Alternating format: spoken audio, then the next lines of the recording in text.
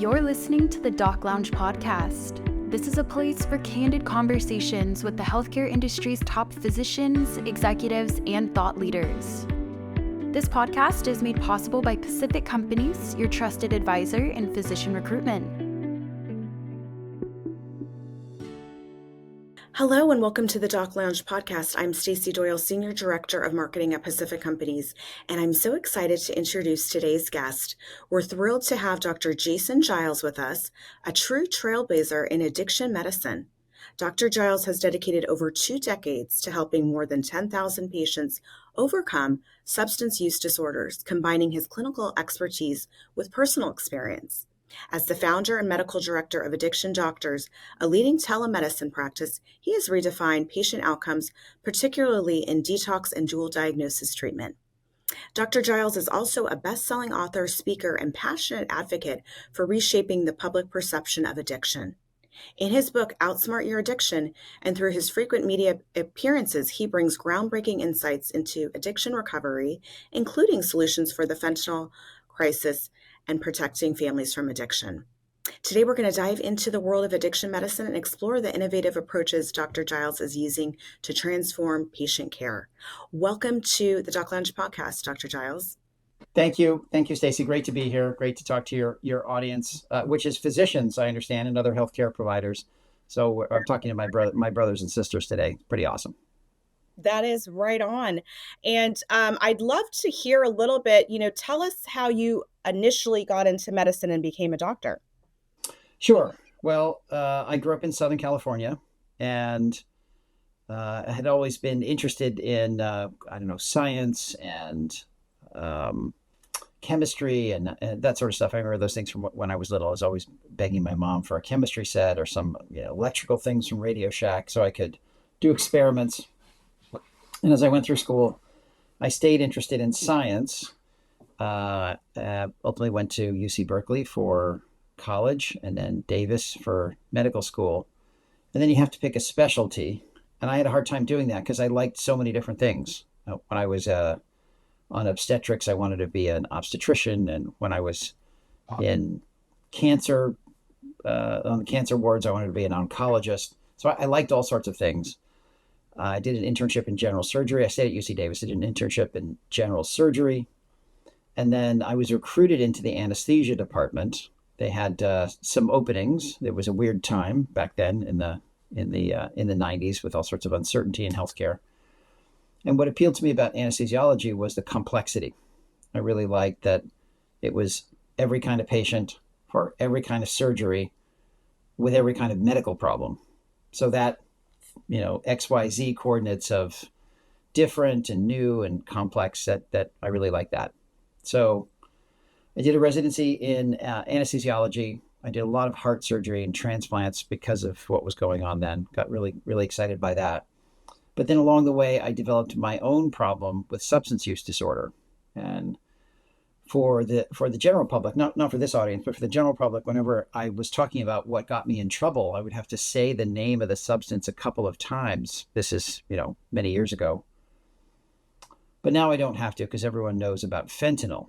But back then it was not a street drug. It was something that you would only get inside of a hospital.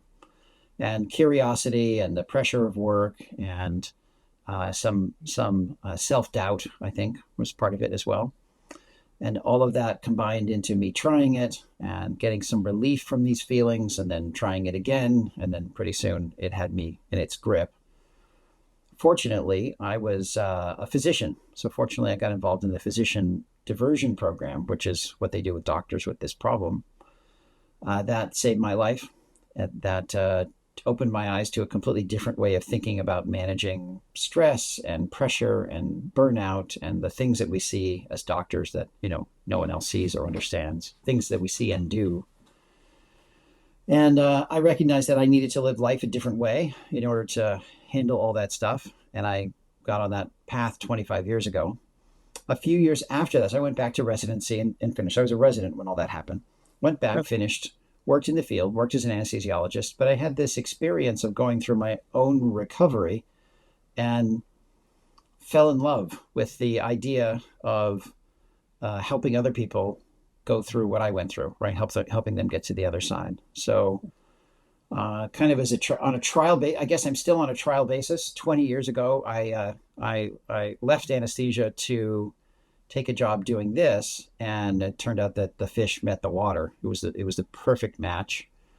I've been fortunate enough to take care of some of the most famous and successful people your listeners, I'm sure, know. And just the average person, who lost his health insurance and lived on the streets. It's been an entire spectrum of people in various stages. What they have in common is what I have in common with them, which is seeing the world in a certain way that required using things to manage my feelings. When you can see the world in a different way, you just don't do that anymore. So I've been very blessed and fortunate to have found the right job for me. And so for the last 20 years, I've been helping people through that early stage of recovery into getting traction in their own lives. And then with all the lockdowns and the pandemics, we had to come up with a creative solution to continue bringing care to people. And, we're on this video podcast. You used to have to do radio interviews inside of a studio, and one of us would have to travel and so forth. But now, through the magic of the internet and high-speed connections and technology and software, it's as if we're in the same room, right? We can have this face-to-face conversation. That is the same way that we look after nearly all of our patients in the company, which is we provide addiction treatment to treatment centers using telemedicine as the vector or the vehicle for doing that. Well, thank you for your courage and sharing your own personal story. I think that's incredible, and I'm sure that is going to resonate with several physicians listening today. So thank you for that. Someone might be going through it right now, or has gone through it, and you're never through it because it requires daily maintenance, and you have to keep paying attention to the important things. But yeah, I bet I'm not the only one tuned into this channel who has a similar story or something like it. So tell us, I know you said obviously, as an anesthesiologist, you have access to these type of drugs. You're kind of seeing it from a day-to-day perspective.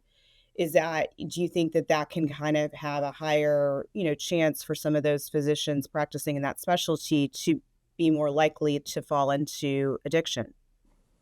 It's possible that for anesthesiologists and anesthesia care providers, the nurse anesthetists and so forth, still the number one substance that they get in trouble with is alcohol, just like everybody else. But they do have a heightened risk or frequency of getting involved with opiates. And, almost no one gets involved with the volatile anesthetics except dentists and anesthesiologists, just because they're, not hanging out on the wall in most medical offices except those two. So there are some features of the location and access that do change the use profile. But you don't need to go to the hospital or to a pharmacy to get narcotics anymore. They're widespread. Not really since probably 2013, and maybe as early as 2008, have the regular people now their most common first opiate use for people that go on to develop a problem is not a prescription from a doctor. It's from the streets. So fentanyl has surged. It's all over the place. But yeah, dentists get involved with nitrous oxide, and emergency room docs get involved with opiates and sometimes ketamine because it's available. So there is an access element to it. It's pretty minor, honestly. It's not the main driver. And not even the stress of the job. I thought that's what it was back then, but it turns out it's not everyone handles stress that way. So it's in fact, most people don't. So it's more complex than just if you're at the barber shop, you are likely to get a haircut, or if you're hanging around the bar, you're going to have a drink. But to take your point, there was I was very anxious when I went back to the hospital, back to the OR, back to doing cases. This is a long time ago now, because of your concern, right? Because of your question, which is, well, what's it going to be like back there? What's it going to be like, in the same environment? Is it the environment? In my case, it was not the environment. It was it was my understanding of myself. It was I needed to go through a bunch of treatment and therapy. I needed to hear the stories of other people, which completely erased the shame and embarrassment about it. Because when I first got help, I thought I was the only one, and no one had ever done this before, and no one had been down this road. Not true. Not true. I was just another pilgrim. Fortunately, the trailblazers ahead of me left they left breadcrumbs that I could follow in terms of a program of recovery. In your book, Outsmart Your Addiction, you do take a unique approach to, recovery. So just share a little bit about how your personal journey really has shaped your understanding and treatment of substance use disorder. Yeah, yes, that's a great question. So it plays a huge role. Listen, you don't have to have diabetes in order to be an awesome endocrinologist and help people with diabetes. You do not have to be sober and in recovery yourself in order to do this job of addiction medicine. However, when speaking to the patients and having that connection with them, when they figure out that their doctor has been through this or their provider has been through this, their shoulders slump. They drop, they go down. They're more at ease because they know, okay, this guy, I think, because they know this guy gets it, and there's no judgment. Now, that doesn't mean to say that the other doctors are judging them, but this perception on the part of the patients, they feel like they're in safe territory. So, ironically, that turns all this shameful, embarrassing, detour through hell into gold. It's very helpful to go, oh yeah, no, I remember doing that. I remember doing not being able to stop. That's probably the thing that where the relation is clearest, right? Where I kept breaking contracts with myself. I'd say, I'm not going to do this today. And then I would do it. And the patients are like, that's happened to me too. And now we're on a level plane. So I think that's super helpful. The point about, and then I had this program that I was in, which was this doctor program, which had a 90 to 95% success rate at 10 years, which is the, platinum encrusted diamond standard. There's nothing is even close to that in terms of recovery. So I was very lucky to be in that program. Very lucky to have come to the attention of my chairman early before I died or something bad happened. Before I had become intoxicated while taking care of patients, I was still able to keep that separate, but it was not for much longer. That wasn't going to happen for much longer. The unique thing that I've come away with, what I've learned from this experience is the people that come in for treatment, they're the smartest, they're the most sensitive, they're the most empathetic, they're the most present people that you ever want to meet. Most of their brains and intellects are working at an extremely high level.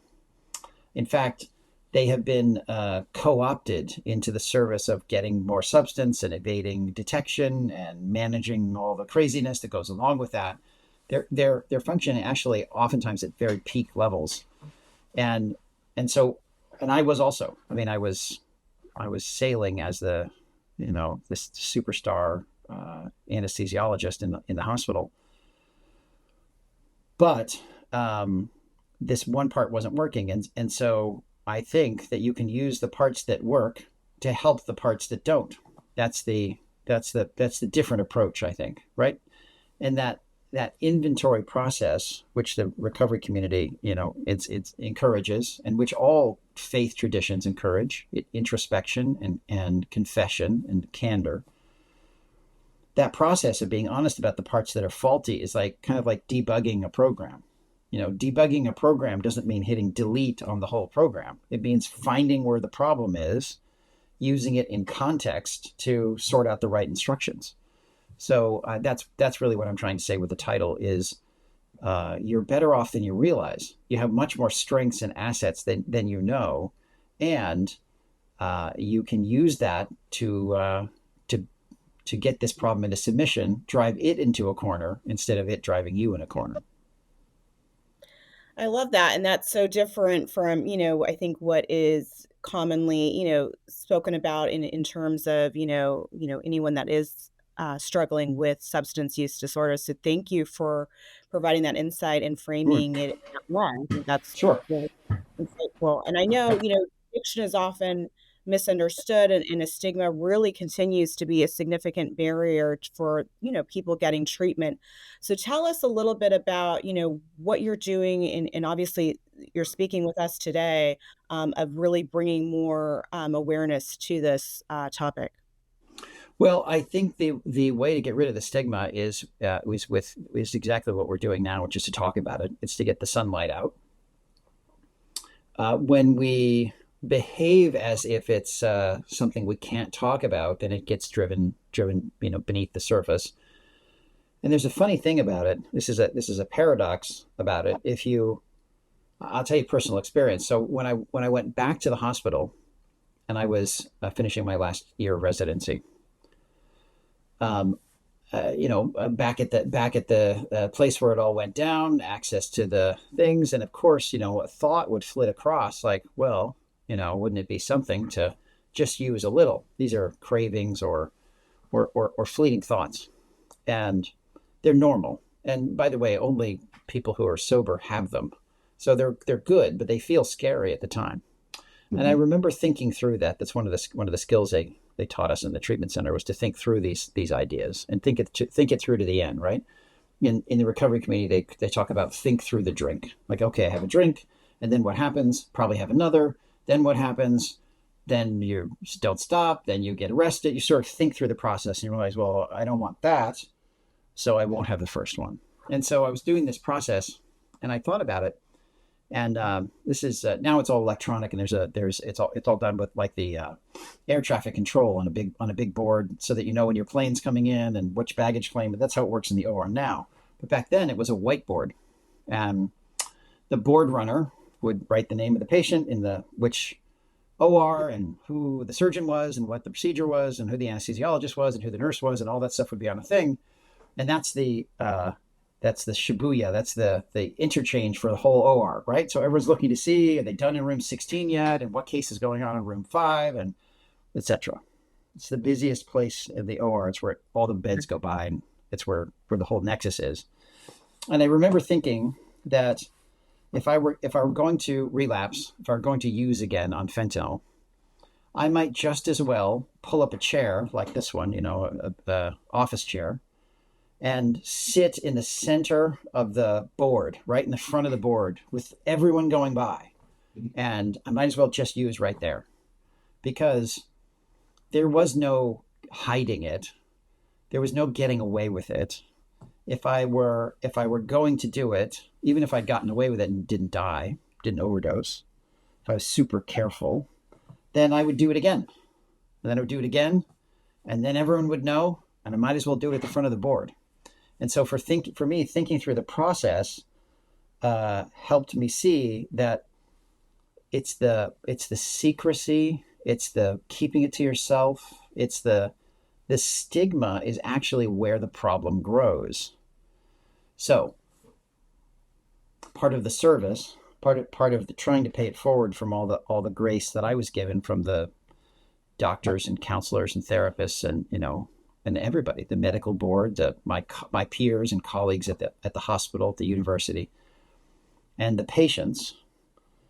Part of the responsibility is to be out, if you will, is to be open about it. It's not dangerous to tell the truth about it. Maybe some people will be upset and they're like, "You should shut up and go, keep your mouth shut. Don't talk about it." But I've never heard that. I've never in 25 years, no one has come up to me and said, "It really upset me, you telling the truth about your experience."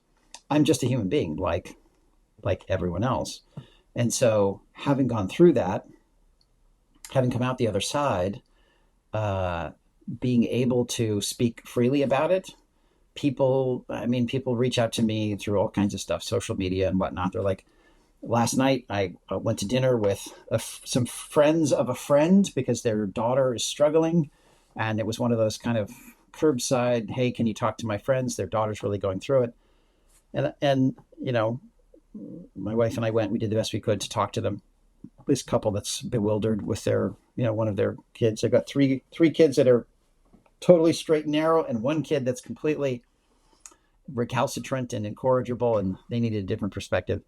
And so, who better than somebody who's been through it? Who better than somebody who's had that experience So I'm honored to be in that position where my own foibles and then study about them, board certification and all that in addiction, has led to being useful, being helpful. So, and that's true for most recovered people. Some of them don't want to talk about it, but most of them are like, oh yeah, I used to have a drinking problem, or I used to be a smoker, or I used to be fat, or right? People don't mind talking about when they make a change. That's my experience. Well, appreciate you sharing that. And obviously, I know that you have utilized all the things that you've studied, and now you're applying that via telemedicine. And that really is a big way that you're expanding access to addiction care. So I know you're the founder of Addiction Doctors, and that is, tell us a little bit about how you're using telemedicine in that capacity to help with. Yeah. So it's very cool. It's a technology to leverage our reach and to see more patients, mostly because we can standardize a lot of the delivery of care. We can streamline a lot of stuff that's scattered in places. So for some of the listeners who have not had the rehab experience, what that looks like for a detox for somebody who needs stabilization from their substance use, not just counseling and and CBT and insight therapy, but they're physically sick from, the classic is from drinking, but there are other drugs and substances. They're actually in a bit of medical danger when they stop drinking, many of them, because the body is used to these suppressive, sedative effects of alcohol. And when that goes away, you can get nervous irritability all the way up to seizures and hallucinations, delirium, tachycardia, hypertension, strokes. And so they need medical intervention. But the way we're able to do that is there's always on-site staff, there's on-site nurses and clinical people at the treatment center. But what we bring is the medical guidance and direction and leadership for getting the patients through, right? So just like you can, my children went to high school online before all the stuff, and they could take chemistry and they could take history and they could take, writing class from their various instructors. And that's kind of what we do is we bring the medical direction layer into a treatment center. And we do that by telemedicine. And the couple of things that does, it's weird. Strangely, 2/3 of behavioral healthcare is now delivered by telemedicine. So we were early adopters or pioneers, but now it's very common. It's more common than not that you would see a therapist or counselor or psychiatrist by video. The behavioral health piece of it is both, there's a little distance because, we're not in the same room, but there's also a sense of closeness or connection with the patients because we're looking face to face at them on the camera. And so there's this nice, would seem like a contradiction, which is you're closer but farther at the same time. But I think it provides a nice space for connection because remember, these patients are very intuitive. They're present. They usually have been through trauma. They're very wary. And if you as a provider, you aren't present and don't care, we care to the extent of completing the job, but you have to actually care about the person. If you can do that, and all the people on my team do, then the patients will feel safe and heard, and like the doctor or provider cares, and then they relax and they're more forthcoming, and then they'll let us help them because they're afraid of medications, they're afraid of feeling bad, they're afraid of their friends finding out, they're afraid of losing their job. They have enormous amounts of fear, plus the anxiety from the alcohol withdrawal. So I bring our philosophy is we try to make the patients as comfortable as possible, safely as comfortable as possible. And that, I'm sure, you could trace those threads back to anesthesia, right? So we're not shy about giving medications. We're very narrow and skinny about our scope of medications. We don't throw the kitchen sink at them. And I think that's super important because if they have a good experience with detox, they're more likely to connect with their treatment team. And that's where the real work is done. No, what we do is give them maybe the first step, good night's sleep and able to eat and get through this safely. Listen to their fundamental concerns about I feel terrified, or I've got a headache, or that sort of stuff. And when we can fix those things for them, then they're more likely to be honest with their roommate about their similarities. They're more likely to participate in group. And what we see when we come into a center is that we see the average length of stay, which is a good indicator for how well the patients are fit with the treatment center. It goes up. So on average, we add 10 to 12 days of authorized length of stay because the patients are participating, because they're not so sick they leave. This happens a lot in treatment centers. So those are the big things. It's my personal experience, my experience as an anesthesiologist, and then I've learned a thing or two in 20 years of doing this about what works. Some of it is just stuff you pick up. And I do know that one of the major challenges in addiction medicine is, like you're saying, the patient retention. So are there certain strategies you deploy to get that retention rate up?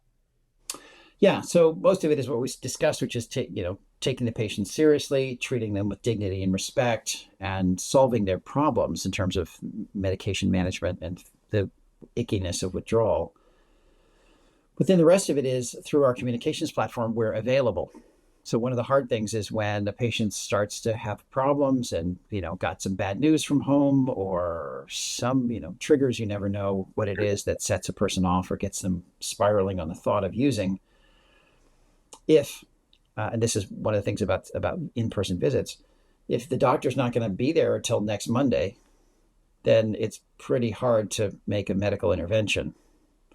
And so what we have set up is very tightly coupled communication with the treatment center. So they have one of our staff on, our standard is within an hour, but it's usually a lot faster than that. And so as a patient may be struggling or having, feelings of overwhelm or fidgety or antsy, and they've got to get out of here, they can reach out to us. And not uncommonly, there's something we can do, usually from a medication or a conversation standpoint. Our nurses will hop on with the patient and have a chat. Sometimes it's just information that they need or an explanation about something. And so because of telepresence, we can intervene quickly before these things spiral into, or snowball and the momentum, the patient's gone. So ultimately the patients decide, but sometimes they don't have all of the information, and our team can provide it on the spot, if you will. Thank you for that. I want to go back to now our audience. If there is, physician or, an APP out there that's listening and that is struggling with addiction right now, tell us, what can they do? What are the steps that you would recommend as someone who's gone through this yourself? Well, first of all, there's nothing wrong with you. You've just probably picked up a habit of managing your feelings or managing your stress or anxiety with a substance that works initially, or if you got an adverse reaction initially, you wouldn't keep using it. So these things, they work for a while, but then they have accumulated side effects like difficult to quit, or they create more anxiety than when you started. Benzodiazepines like Valium or Ativan or Xanax are probably the classics for started taking because I felt anxious. Now I have to take to feel normal or even, still anxious. But any substance can do that. Any substance over time, if you use it regularly enough, and especially if you're using it to manage the feelings of withdrawal. So if you're drinking to deal with the effects of withdrawal from alcohol, then you're in trouble, right? You're physically dependent on. I would say that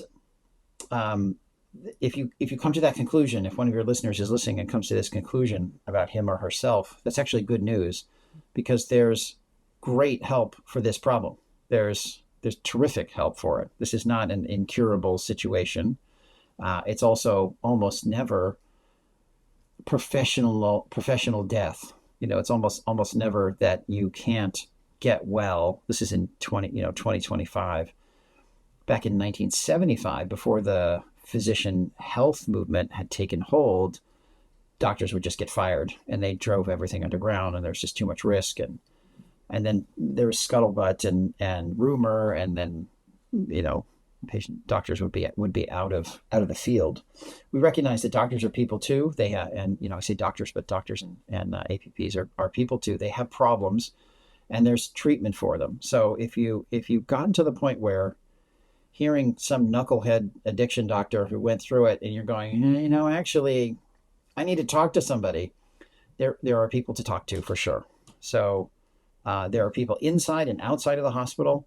All states have some kind of program in place where you can talk to there's physician and mid-level diversion programs in almost all states except California, ironically.